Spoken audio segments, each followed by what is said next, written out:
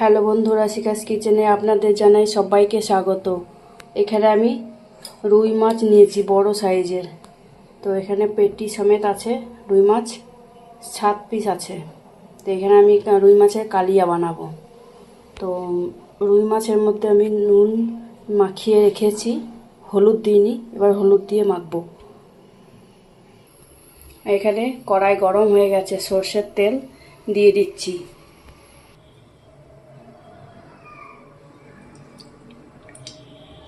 সরষের তেল গরম হোক, ততক্ষণ আমি মাছটা হলুদ দিয়ে মাখিয়ে নিচ্ছি। দেখতেই পাচ্ছ তেল গরম হয়ে গেছে, এবার আমি মাছগুলো একে একে ভেজে নেব। এখানে গ্যাসটা আস্তে করে দিয়েছি। এবার মাছটা ভাজা হোক, ততক্ষণ আমি মশলাটা রেডি করছি। মাছের কালিয়ার জন্য আমি এখানে টমেটো নিয়েছি, বড় সাইজের টমেটো, আর 2টো পেঁয়াজ, 4টে কাঁচা লঙ্কা, অল্প আদা কুচি আর রসুন। এটা আমি একসাথে মিক্সিতে পেস্ট করে নেব। আর এখানে নিয়েছি টক দই ফেটানো আছে। আর এখানে নিয়েছি কাজু আর কিশমিশ। আমি কাজু, কিশমিশ আর টক দইটাকে একসাথে পেস্ট করে নেব। মাছগুলো সব ভাজা হয়ে গেছে।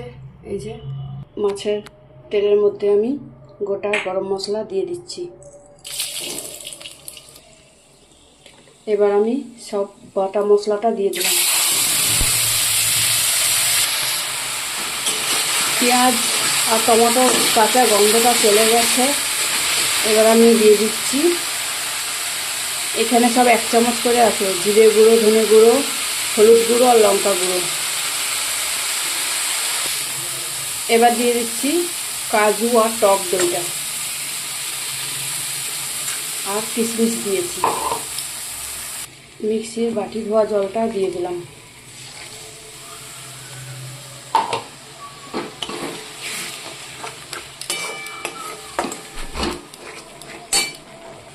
এখানে আমি অল্প চিনি দিয়ে দিলাম, টেস্টটা ব্যালেন্স রাখবে।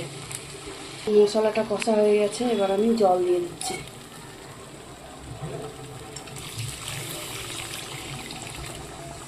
বেশি জল দেব না, মাখা মাখা করে করব। শেষে আন্দাজ মতন নুন দিয়ে দিচ্ছি। এবার মাছগুলো দিয়ে দেব।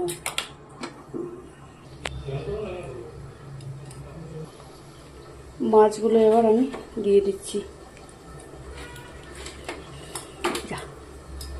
ঝোল ফুটছে, তার উপরে আমি ঘরে বানানো গরম মশলা উপর থেকে দিয়ে দিলাম, আর 1 চামচ ঘি দিয়ে দেব।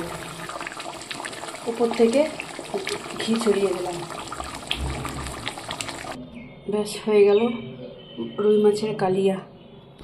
খুব সহজ পদ্ধতিতে আমি আপনাদেরকে রুই মাছের কালিয়া করে দেখালাম। এরকমভাবে একবার বানিয়ে দেখবেন।